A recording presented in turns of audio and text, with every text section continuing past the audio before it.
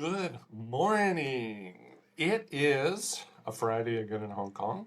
And this week, the new movies, there's a lot of new movies out. I'm not going to cover them all. I'm going to talk about two of them because it seems to be Fright Week. Well, it's Ghost Month in Hong Kong. This is the time when the Chinese people burn incense to, I don't understand Hungry Ghost Month, to feed the hungry ghosts, obviously. Um, and it's also August, which is typically a time when we do get horror films here, or thrillers, or things like that. And so we have two this week that I'm going to be talking about. The first one is called Crawl. You may have heard about it. I think it's already played in the States. I'm not too sure. But it just came here yesterday. Saw it the other day. And it's about alligators and munching alligators. And it's very interesting because you have a hurricane that's about to hit Florida in the next few days. And this film, apparently, the idea for this film, of course, this film is all fiction, but the idea for this film came from one of the hurricanes. I can't remember which one, a hurricane a few years ago, where the alligators started. Well, I guess they live on. There's salt water and there's fresh water, but I guess some of them sort of moved more inland, and I think somebody was munched. I don't know the whole story, but anyhow, that was the germ of where this idea came from. Now, my grandmother always used to say, "For every pot, there's a lid." Now, she was talking about marriage, but I think when it could also apply to trashy films because there's a market for trash. Like there's always an audience. Somebody's going to love trashy films, and that's what this film is. It's a piece of trash, and somebody's going to love it. There is an audience there for it. So it really doesn't matter what I say about this film. If this is your kind of genre, you're going to go see it no matter what I say. But if it's not, well, if it's not, then you're not going to see it. So I think in a film like this, it's sort of like, well, why bother even reviewing it? Okay, so I'm going to review it regardless. And as I said, the premise for this film is quite simple. A Category 5 hurricane is about to hit Florida, and some of the coastal communities are going to be affected. And after University of Florida, home of the Gators, competitive swimmer Haley Keller, played by Kaya Scolidario. She was in the Extremely Wicked, Shockingly Evil, and Vile, the Ted Bundy film that I reviewed a few weeks ago. She was the, what was her name? Carrie, I want to say. I can't quite remember if her name was Carrie. She was the woman she played the woman who married Ted Bundy in real life.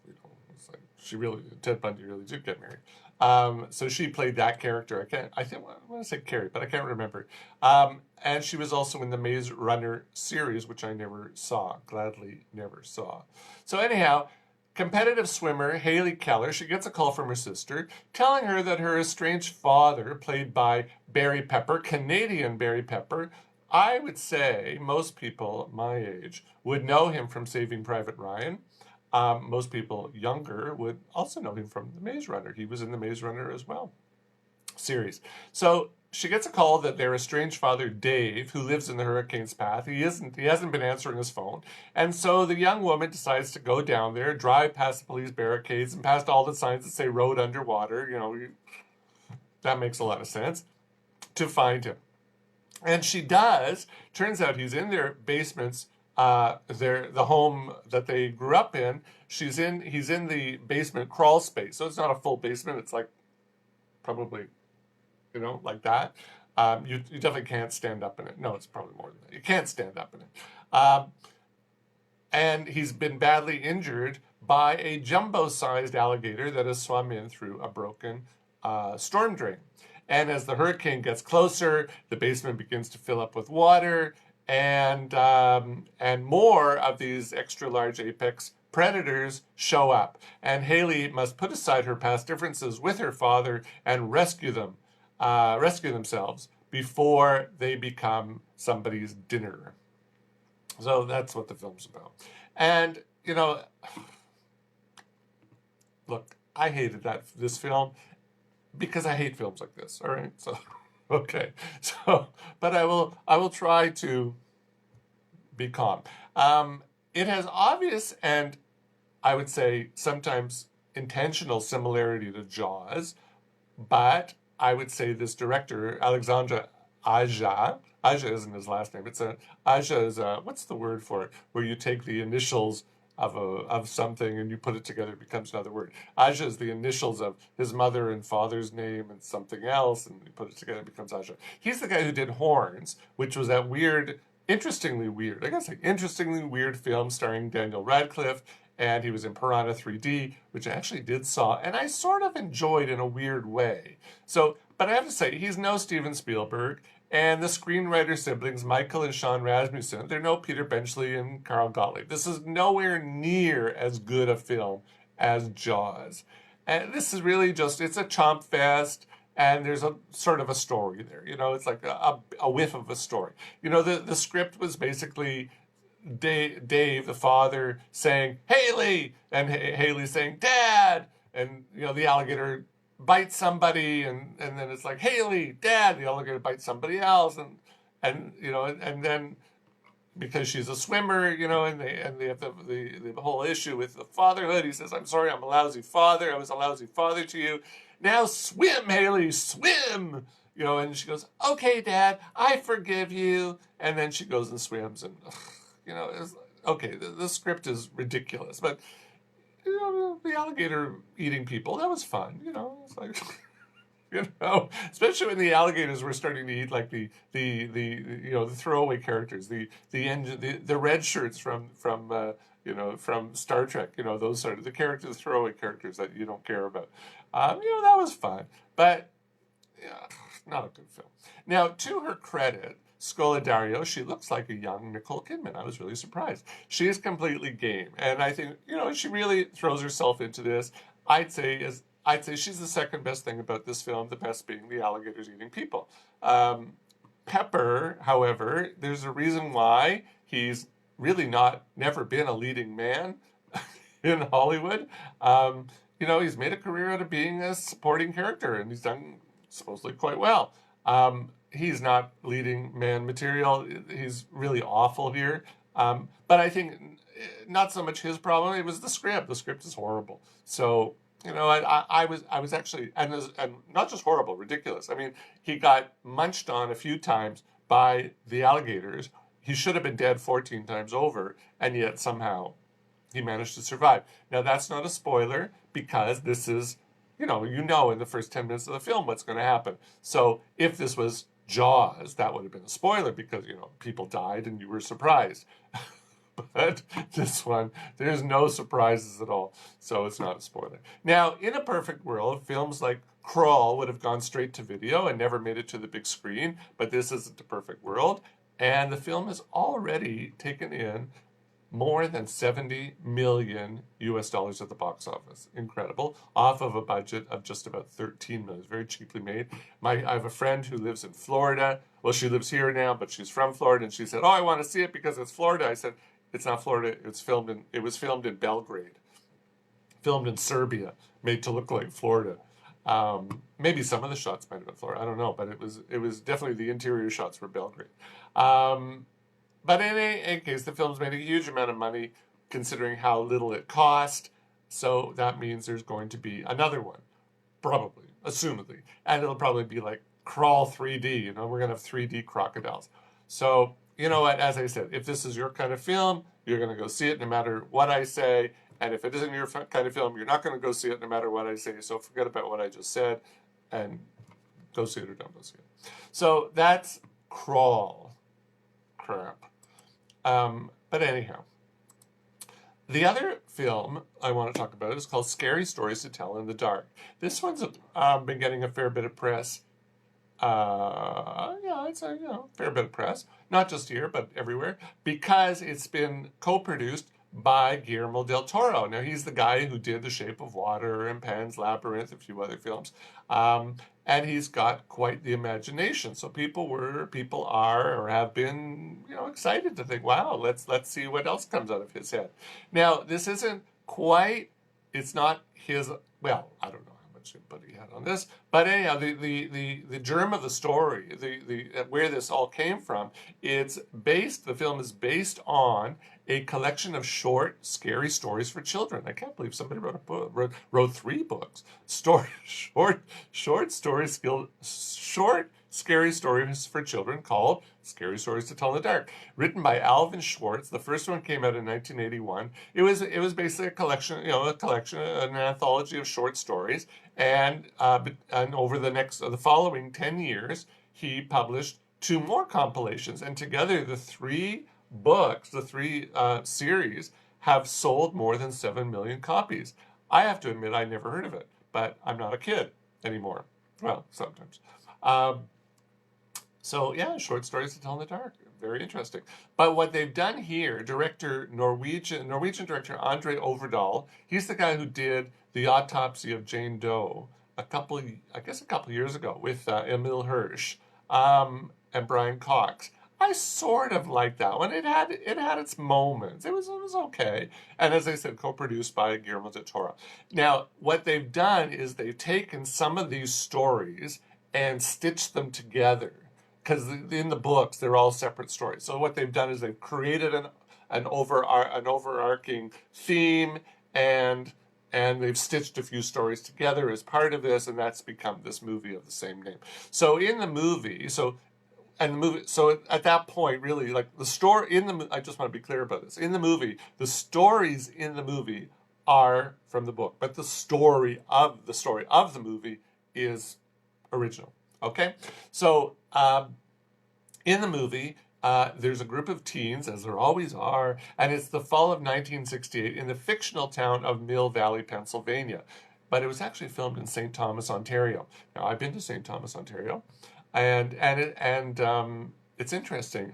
I have one of my colleagues here. She's also Canadian, also from Toronto, and we can always recognize Toronto. We recognize Canada. Very interesting. Like after, I had no idea about this film, and afterwards I turned to her and I said, "Which part of Ontario was this?" And she said, "Yeah, for sure." I thought it was like Orangeville, so I was not too far off, but at least I had the right province.